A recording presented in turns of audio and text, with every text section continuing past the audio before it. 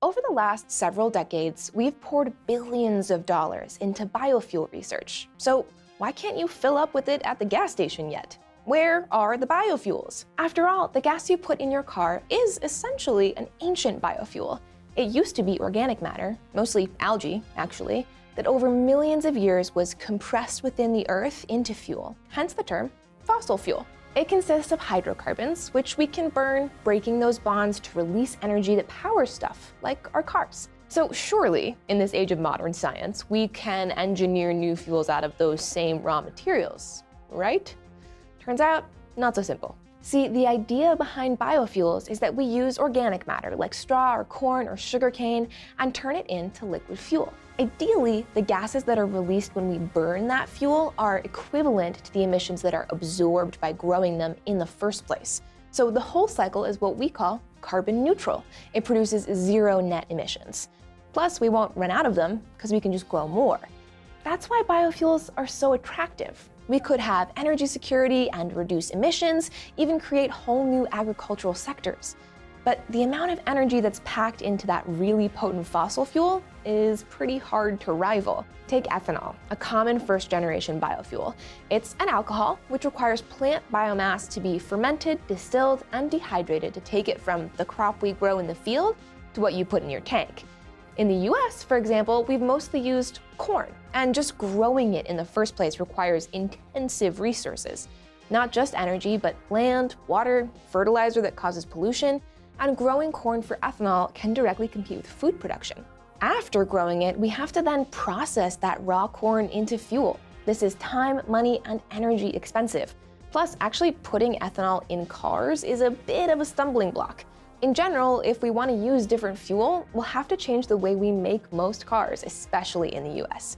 And ultimately, creating ethanol is so resource intensive, these fuel products can actually end up producing even more emissions throughout their life cycle than fossil fuels. Scientists have recognized these failures in recent years and have developed more efficient second-generation ethanols out of cellulosic material, the denser, inedible parts of crops. This doesn't compete with existing food pipelines and actually results in more energy payoff. But the distillation process remains expensive and energy intensive.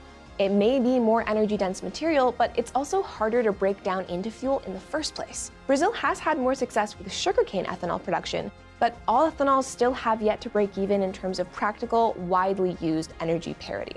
Okay, but ethanol's not the only biofuel out there.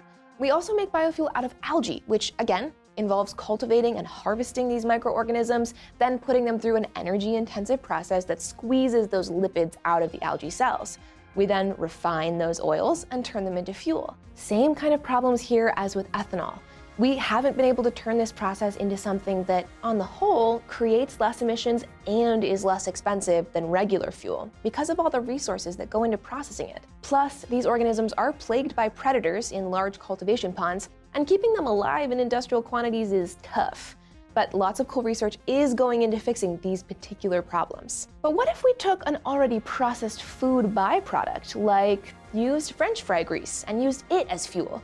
We just need to refine it a bit through a process called transesterification into something called hydrotreated vegetable oil. This can and has been used to fuel large cargo ships and produces less carbon dioxide and polluting particulates than traditional fuel for these large, energy-intensive vehicles. These materials are more energy-rich than first-gen biofuels like pure ethanol, but you guessed it, the conversion process is still really expensive.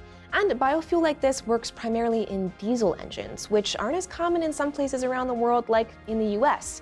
In Sweden, however, HVO already makes up a vast majority of their biofuel, and biofuel in general makes up about a fifth of their transportation fuel sources, so it is a promising contender. We've been trying to make biofuel work since the early 1900s, and we're still not there yet.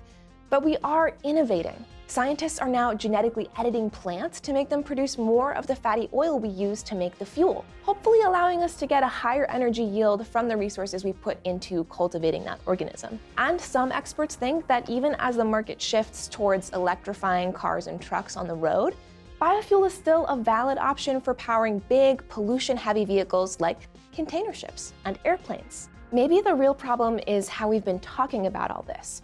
Everyone wants to hype biofuel as the thing that's gonna save the world, but we're still on the journey. Hopefully we won't give up yet because there's really exciting technology in the pipeline that could get us there, and that needs support. But the clock is ticking, and it feels like time and patience is running out. What do you think about biofuels? Still promising, or will something else beat green fuel to the road? Let us know in the comments below, and if you always want to check in on big questions like this one, don't forget to subscribe to Seeker. Thanks for watching.